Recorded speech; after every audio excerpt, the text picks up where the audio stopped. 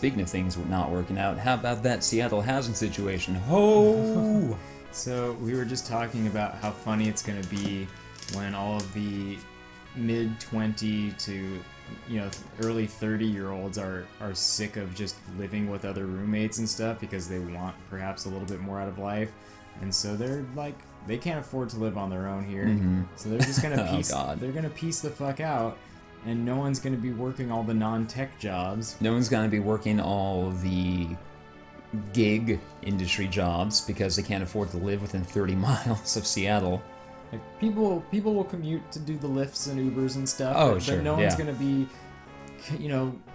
fuck. Where are there? Seattle's pushing for that whole $15 minimum wage. Which is ludicrous because $15 isn't enough to do jack fuck in Seattle. And then I was talking to one of my former manager, and he's a manager of this shop, and he's worried that once his roommates move out, one already moved out, and then the lease is going to be up, and then the other two are thinking about moving out, and he's like, I don't know where I'm going to live. Yeah. And he's making what would normally be pretty good money. When I was in college, I used to say to myself, if I could just make $32,000 a year, Yeah. I think I'd be fine. Yeah. That's while I was living in Portland. Now I'm in Seattle. I am making $40,000 a year. I have a transit subsidy of $170 a month. I can't live on my own. Yeah. Like, I just don't make enough to pay the rent. I don't make enough to meet that, 3 times... What is it, like, three times the income, yeah. 3 times your rent in monthly income. Yeah, I just don't make that requirement. And so all these people who are just gonna stop, are gonna get tired of cramming, 5 sweaty dudes into an apartment just to make ends meet, just so they can work their $12 to $15 an hour job, are gonna go, hey, you know what? I'm done. Yeah, it's gonna be hilarious. When I first mentioned to you last week about how I've been looking at Salem, I was really depressed that day. Oh, same. As I was for fucking for real. Yeah, super same. Yeah, like I realized like I haven't actually been depressed in a long time. Yeah. And a big part of that is once I moved away from downtown and wasn't strapped for cash every single day, like it just took a lot of relief from me. But then thinking about the idea of the housing market here just brought that immediately to mind. I had that realization that I will never be able to keep up with the increase in housing prices of this area. This area doesn't want you to. And I had that realization too. It's like as much as I wanted to come to Seattle, Seattle doesn't want me. Real quick, a recap. We found Setzer in a bar, and then they're like, we need an airship. And he's like, I know where to find one. And so he's taking us to the tomb of his friend. This peanut-shaped plot of land. Yeah. But, yeah, and then I had that realization that I'll never be able to keep up with the housing price increases here, and this area just doesn't want me. It doesn't want people in my economic stratum, and I got super fucking depressed. Yeah. But the more we talk about it, the more I'm cool with it. The more it's like a.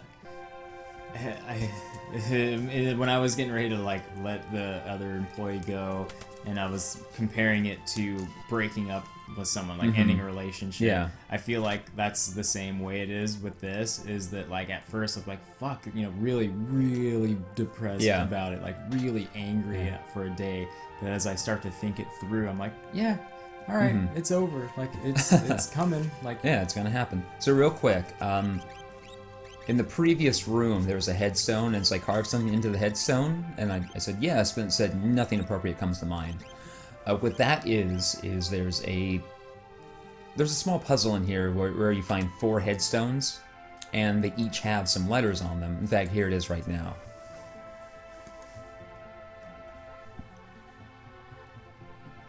I've told you before that this is one of my favorite moments in Final Fantasy.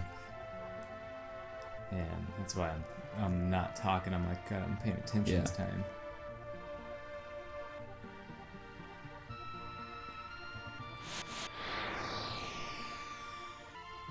Is that a random, or is that... That's a random encounter, okay. yeah. I was wondering if it was like just something in particular. Yeah, no, it just happened to occur in a really hype position.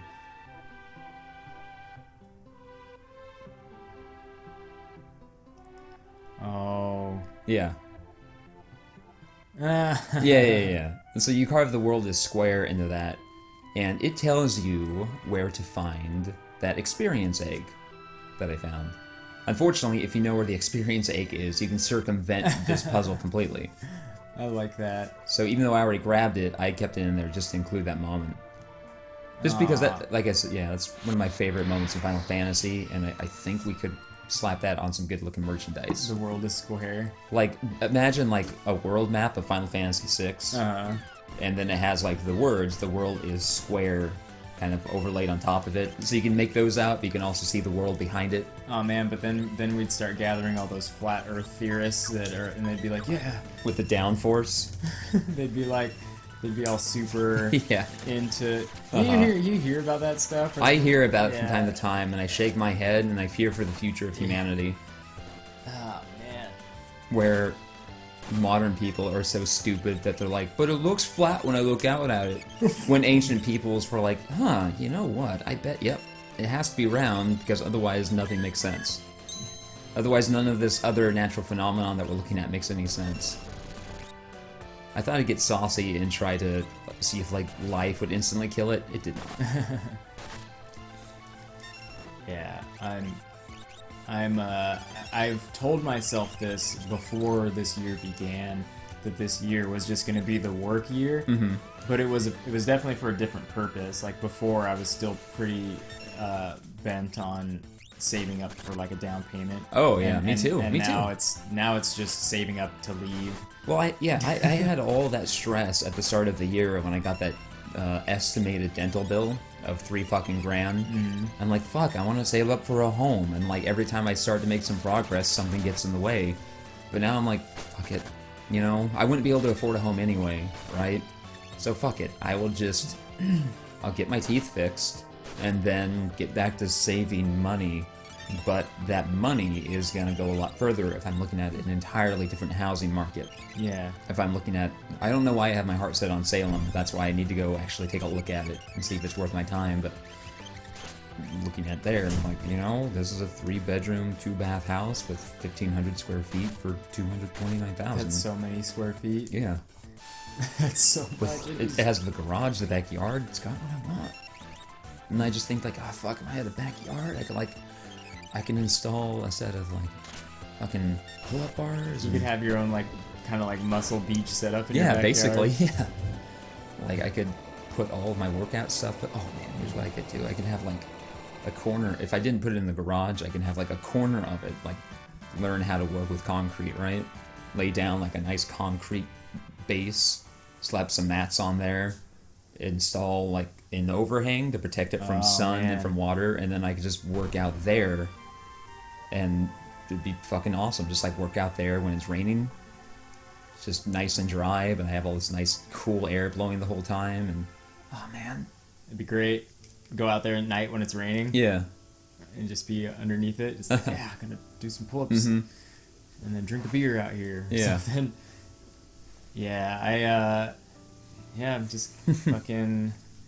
Just got to get the strongest internet in the world wherever I live. Yeah. And then- as long as you're in a significant city, you'll probably have access to that. Hell, Fucking Seattle doesn't even have good internet. no, that's the thing. And then you look at the places with Google Fiber and the like, and it's often little shitball towns that don't have any other service. Like, we could make this channel work if we just have the best internet. Yeah. Each. Just be like, Like what we're doing right now, we could do if I was in Salem and you were in New Orleans. Yeah. Like I would stream this somehow, or I would share my desktop with you. People Yeah. find ways to do it. Like I just don't know how it. I don't know how it's done. I know it's done easily though. like, It would just be a matter of that, and then you would send me your audio. or like even if it was not post commentary, could just be one of, like, for instance, I could be playing a game Yeah. and just face the We webcam. could still. No, I'm sure you could just share the screen Yeah, something somehow. like Like that, what we're yeah. doing right now. Like somehow I would be able to see that screen. I mean, fuck, people do it on Twitch. Yeah. Right? So the tech is there, even if it's just a matter of like we have a Twitch stream that no one watches. And so I just watch the Twitch stream. Yeah. The podcast would still be there. Yeah. The podcast would be exactly the same, whether I'm in Linwood and you're in Seattle, or I'm in Salem and you're in Phoenix. It would just be like a like we would probably just have a lot more independent LPs. Yeah. And then a few times where we get together and do something. Yeah, when there's a major game we both want to experience, it'd be like, okay, I'll buy it, and then you'll watch it. Yeah. And then next time it's like, you'll buy it, and I'll watch it. And it would, as long, yeah, like that's one thing too. I'm like, I hate my internet. Wave sucks.